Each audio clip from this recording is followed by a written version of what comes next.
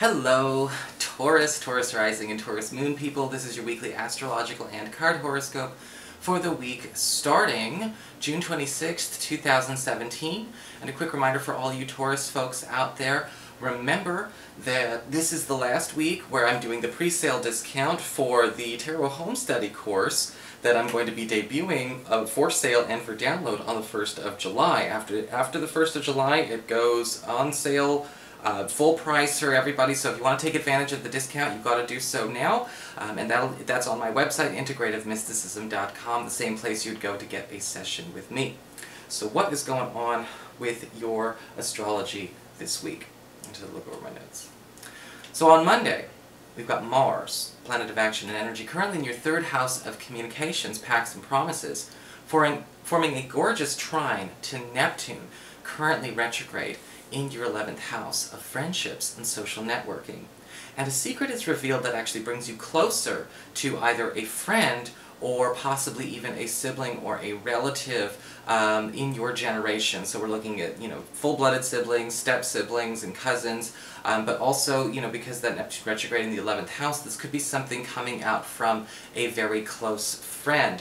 And this may be something that you are not necessarily, this may catch you a little bit by surprise, but it is an unexpected bit of good news.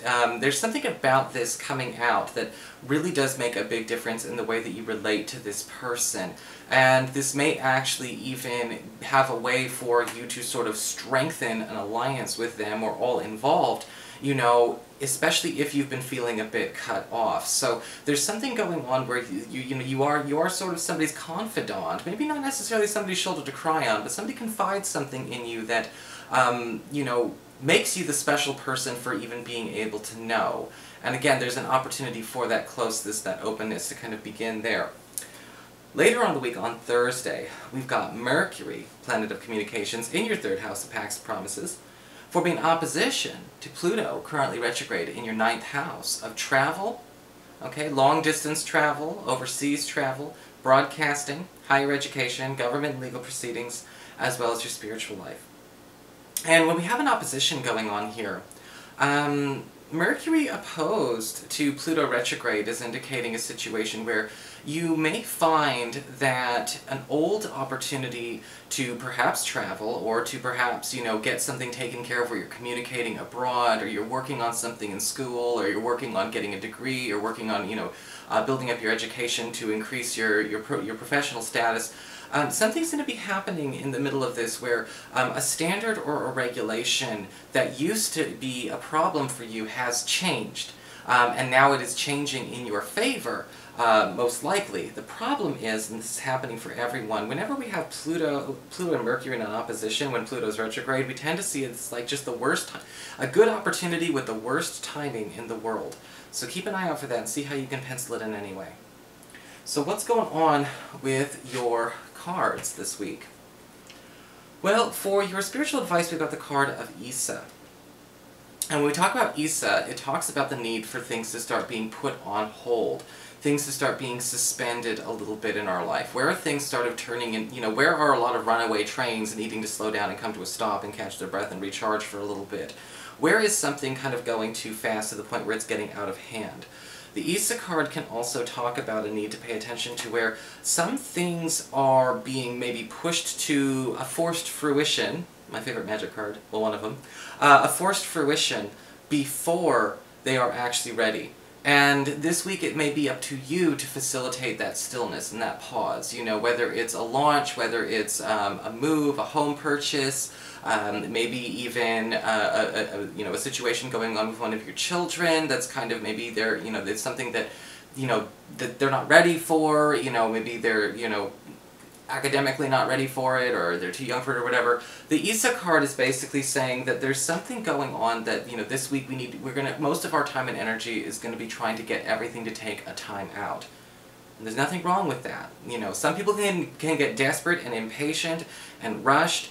They're not really even looking for solutions, they're looking for relief. And they may find relief in that pause as well, and that might be something you can use when people resist you.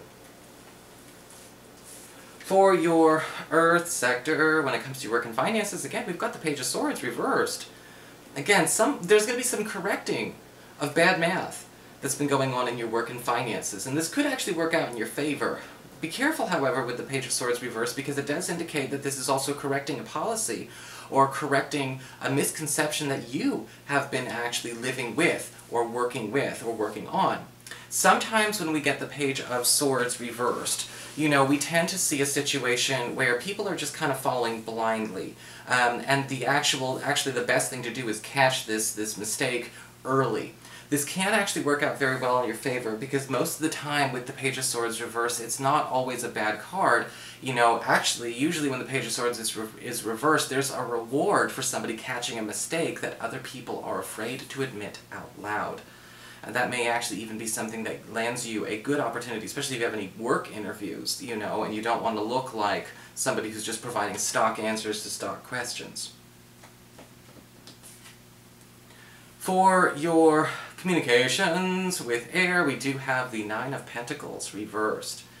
This card can indicate, you know, this week may come with a bit of a weird angle, because the Nine of Pentacles reversed is saying a lot of you're noticing a friend, a relative, or possibly even a lover is sort of deferring to you some kind of responsibility that is actually theirs. And usually with the Nine of Pentacles reversed, it does indicate sort of a codependent behavior. Now, I don't like to use too many of those words online because Vogue psychology is turning into a bit of a drug, you know, in this world where now everyone's a narcissist, a sociopath, a borderline, or bipolar, apparently.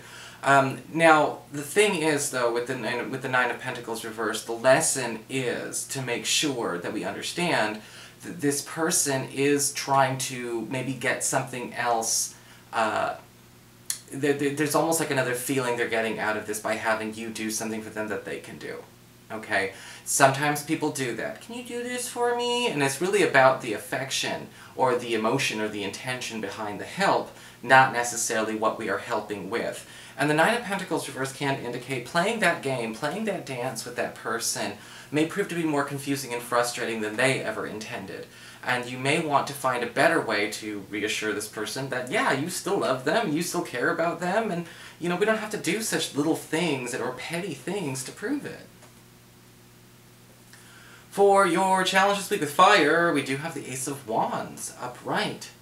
And this card is very, very nice, actually, even as a challenge, because the Ace of Wands, you know, often does say, you know, there is a need to actually take some kind of control. Your challenge this week is actually perhaps do something to throw people off by actually debuting something you've been keeping secret as well. Neptune retrograde in your 11th house of secrets. You know, it's time to open things up. The Ace of Wands as a challenge is basically saying, even where it may seem a little bit inappropriate, it may seem like it's rocking the boat a little bit, there will actually be appreciation for you being the first person to speak up and stand out. You know, and that is actually a good challenge, again, to have. We've got two challenging cards here with big rewards. And, you know, usually, again, we see a situation where there's a domino effect. You know, somebody's brave enough to stand up and speak out.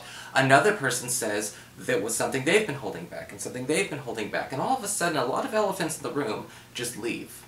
That might be something that you need to get started on. For your emotions with water and your romantic life, we've got the Queen of Pentacles reversed.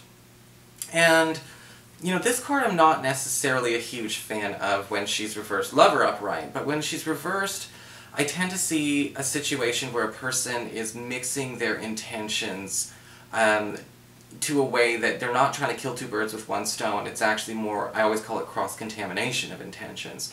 If you're single and looking, this could indicate a person who is trying to get several agendas taken care of at once by meeting a new lover. Okay? This can be, you know, a situation where somebody is, they say they're looking for love, but they're looking for a rebound. They say they're looking for a romantic partner, but they're looking for, you know, maybe a support. Maybe this is a situation with the Queen of Pentacles reversed where this person is, you know, kind of not grounding their own priorities in their own situation. And I don't want you to take on way too much responsibility, because I know a lot of you Tauruses like to prove yourselves, because that's the kind of person the Queen of Pentacles reversed looks for. And I say she a lot, but it could easily be a male. For those of you who are currently coupled, the Queen of Pentacles reversed, I'm not sure if this is your partner. I'm getting kind of a vibe of a situation where you and your partner are kind of both getting fed up taking care of this person. who should be treated like an adult, whether it's an adult child, an adult relative, an adult friend. And you and your partner may need to have a sit down on how we can quickly, but at the same time, diplomatically, call that activity quits. So that is your horoscope, Taurus. I hope you enjoyed it. If you did, please like, share, and subscribe. You know I appreciate it. And of course, if you'd like to ever get a session with me, you can always follow the links below, or go to integrativemysticism.com.